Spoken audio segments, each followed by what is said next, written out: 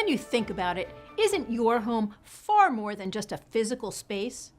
In addition to essential shelter, doesn't your home also provide you with roots, identity, security, and a sense of belonging and well-being?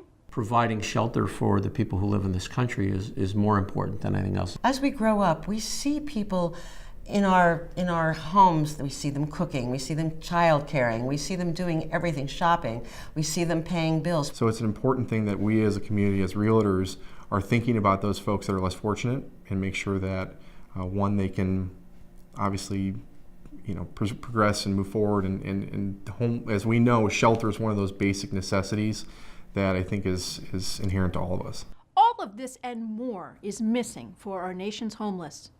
No doubt that's where so much of our compassion comes from.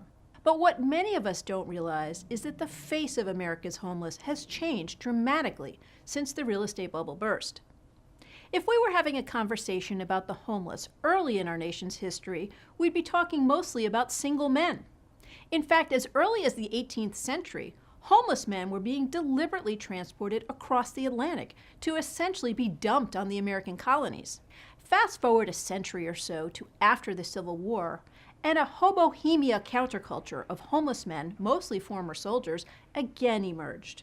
During the Industrial Revolution, urban homelessness grew again, this time largely due to population migration to urban centers for work.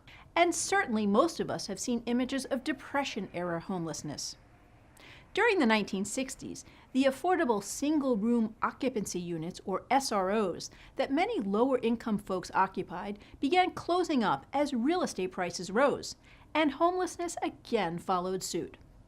A decade later, during the 70s, state psychiatric hospitals were deinstitutionalized and hospitals defunded. Many long-term patients who were supposed to be sent to community centers instead found themselves on the street with no support. But for most of us, the face of homelessness today is shocking. Unemployment, high medical costs, foreclosures, and lack of affordable housing, all exacerbated when the real estate bubble burst, have once again been landing Americans on the street. And more often, that's including families and children. Realtors care about people. As a District of Columbia realtor, homelessness is something that impacts us every day, mostly because there's a huge population that doesn't have, one, affordable housing, two, even a place to rest their head.